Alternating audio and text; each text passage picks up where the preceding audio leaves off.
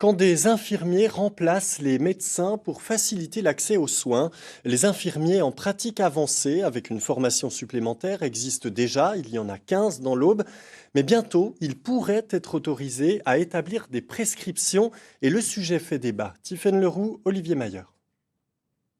C'est des douleurs que vous avez déjà eues auparavant? Non, jamais. Non? Vous avez pris... Après 25 ans de pratique comme infirmière libérale et hospitalière, Gladys Lamoureux a suivi 2 années d'études à Reims pour devenir infirmière en pratique avancée.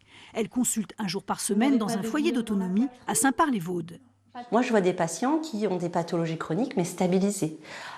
Au moment où je constate, au moment de l'évaluation clinique, que le patient n'est pas stable, j'en réfère tout de suite au médecin. Et si c'est facile, puisque nous sommes dans des bureaux voisins. Sommeil, équilibre, nutrition, cette infirmière en pratique avancée peut se permettre de plus longues consultations car l'organisation territoriale la subventionne. La dame, elle prend son temps pour vous poser toutes les questions que vous souhaitez qu'elle vous pose. Voilà.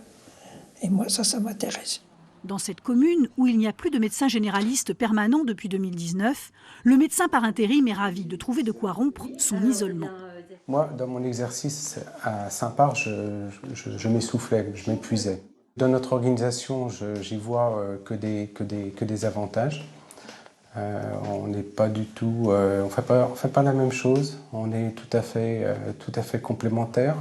Mais tous les médecins ne sont pas aussi favorables au statut d'infirmière en pratique avancée, dit IPA.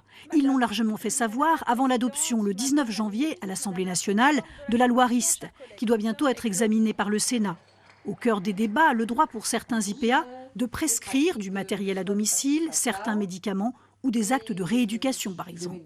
Les médecins sont certainement contre ces primo-prescriptions.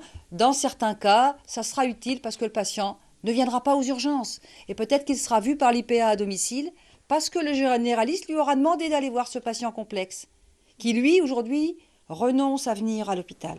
Sans hôpital universitaire à Troyes, la formation des IPA est lointaine et coûteuse pour un infirmier de l'Aube.